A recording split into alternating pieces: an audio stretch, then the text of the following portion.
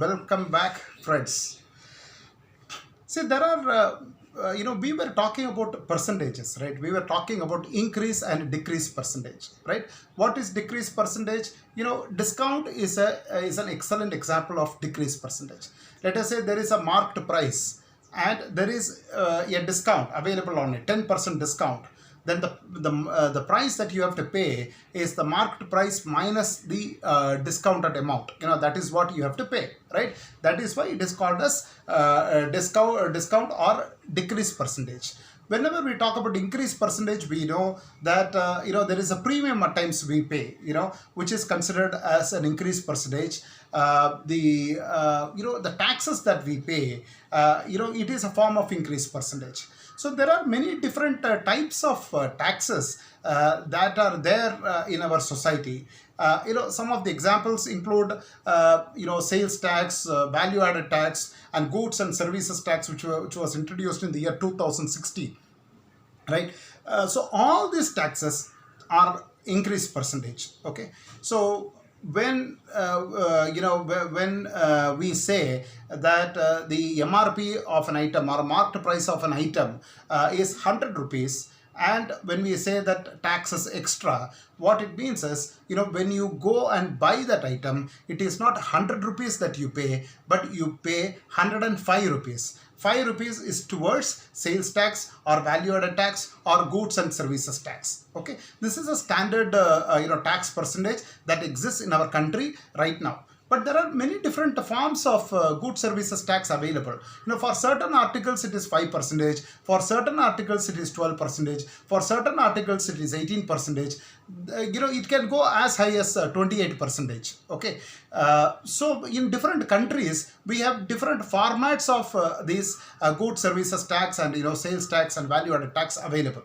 So whenever you solve a particular question, you will have to see what is the tax percentage that is mentioned in that question, and accordingly you have to calculate an increase percentage on that particular marked price. Okay, so there are the way to calculate is very simple. You have an article's price as 100. Okay, and they are saying 25% is the tax. Then what you do, you first calculate the tax amount. Tax amount is equal to 25% divided by 100 into 100, right? Percentage is denoted as, you put a slash symbol and then 00 kind of thing, right? That is percentage, right?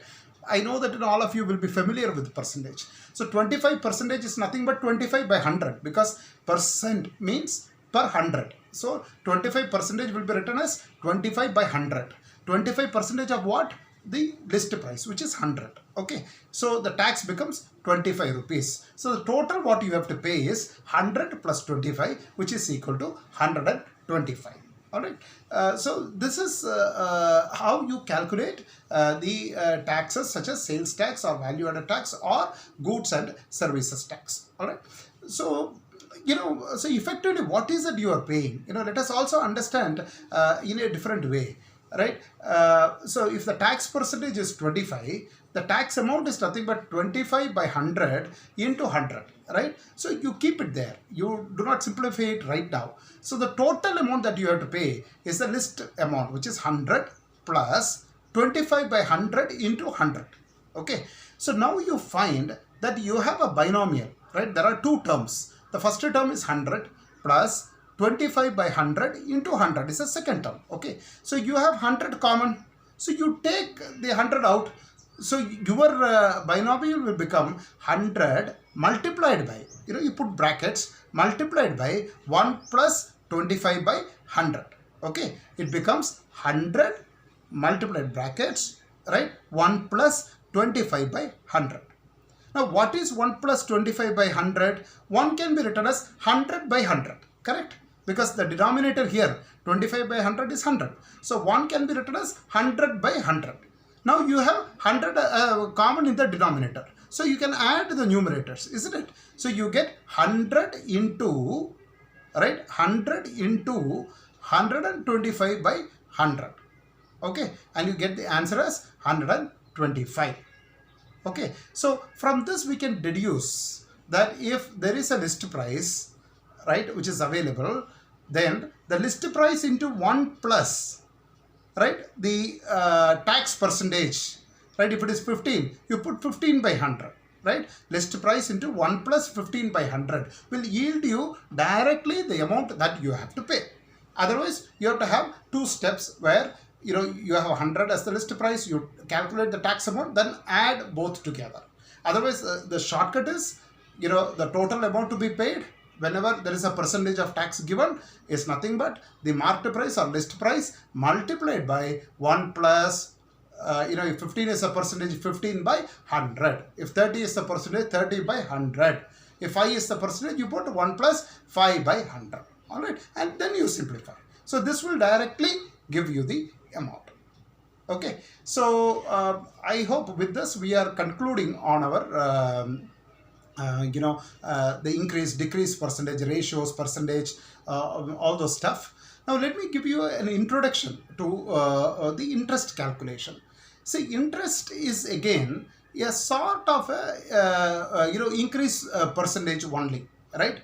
See, whenever bank lends us money, right, the job of the bank or job of any financial institution is to lend us money for a certain interest, right? Because if they lend money and take back the money after a certain period in time, there is absolutely no margin for them. They are not making any profit, right? We had seen about profit, right? So whenever you lend money, they also get something more, right? The amount that they get additional in addition to whatever money that they have lent to you is called the interest portion. Okay, it is called the interest. So in many quarters we keep hearing about interest, right? People will say, I will give you money only at a certain interest, right? Bank will say the rate of interest for your housing loan, right? Loan is nothing but money given to you as a credit, money lent to you, right? Loan has to be returned back with a certain specific interest to the financial institution. So when the financial institution says, I will charge a certain rate of interest, what it means is that is additional money that they wanted to collect from you. Okay. So there are two types of interest which are commonly used in our system. One is simple interest, right? Another one is compound interest. All right. So what is the difference between simple interest and compound interest? Simple interest, as the word itself suggests, is a very simple interest, right? So if you assume that the principal amount, right, whatever the initial amount that is given to you is represented with a capital P, right? That is a principal amount. And let us assume that R is the rate of interest. Okay, R is the rate of interest and T represents the time period. So rate of interest is nothing but what is the additional interest you want to charge on the amount that you have given to somebody, right? So P is the principal, which is nothing but the amount that you are giving as a loan to someone. All right. So that is the thing. Suppose if you are going and taking a loan of 1 lakh, 1 lakh is the principal amount. Okay. So you denote that with a capital P. So principal is the money given to you by the financial institution as a loan, which means you need to return that. All right. It is represented with a capital P. R is the rate that the financial institution charges on the principal amount. That is their benefit. That is their profit, right? Because the financial institution will have employees. They have to pay salaries to the employees. Hence, they have to charge something extra, from the customer. They have to recover something from the customer, additional from the customer. So that rate is represented by capital R. And T is the time period, which means whether you are drawing the loan, you are taking the loan for 1 year or 2 years or 3 years is what is represented by T, right? A simple interest formula is principal into, right, rate of interest into T divided by 100, right? So simple interest formula is PRT by 100. So this will give you the interest amount, right? And the total amount that you have to repay at the end of the specified time period is nothing but P plus PRT by 100. Okay, so this is what simple interest is all about. Now, compound interest is slightly complex. Let us assume you are drawing a loan, right? You are drawing a loan for 3 years. Then what compound interest means is, right, you also need to be careful about how it is compounded, right? People will say a 3-year loan is compounded annually, right? If you are told that the interest is compounded annually and the rate of interest also is given annually, right, that is for a year, then what happens is for the first year you will calculate the simple interest, which is PRT by 100. This is the interest amount. So at the end of the first year, what you have to repay is the principal plus PRT by 100, P plus PRT by 100. Right? So you can take the P common outside. It becomes P into 1 plus R. Right? 1 plus R into the time. 1 year. Time period is 1 year. Right? So it becomes 1 plus R by 100.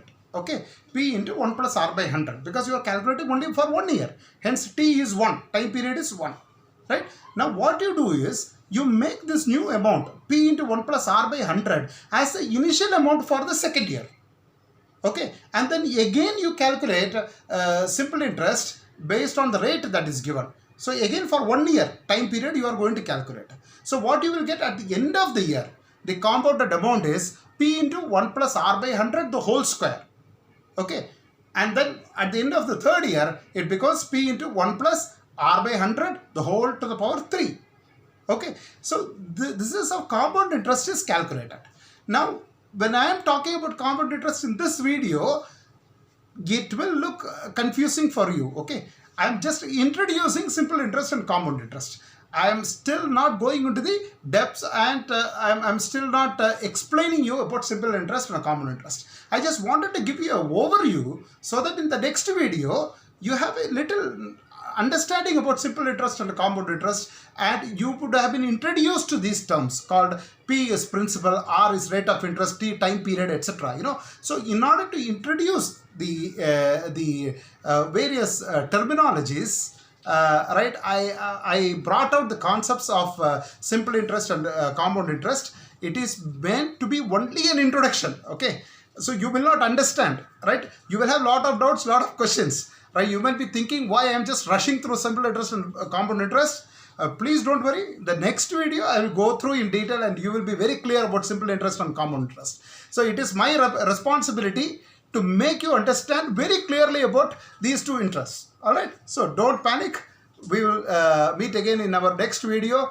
Right, we will go into the detail, and once you complete my lessons, you will not forget about simple interest, compound interest in your entire life. Right, I guarantee you that. Okay, but you need to work with me. Right, whenever I say you try out on the exercise, you have to try out, and if you have doubts, you have to write to me. Right, then only I can make you a expert in simple interest and compound interest. See, the moment when people hear about compound interest, I'm talking about grown-up people, many people still panic, you know, because they think that compound interest is very, very difficult. But it is one of the easiest subjects, and it is my responsibility to make you an expert in compound interest. All right, just work with me. Thank you.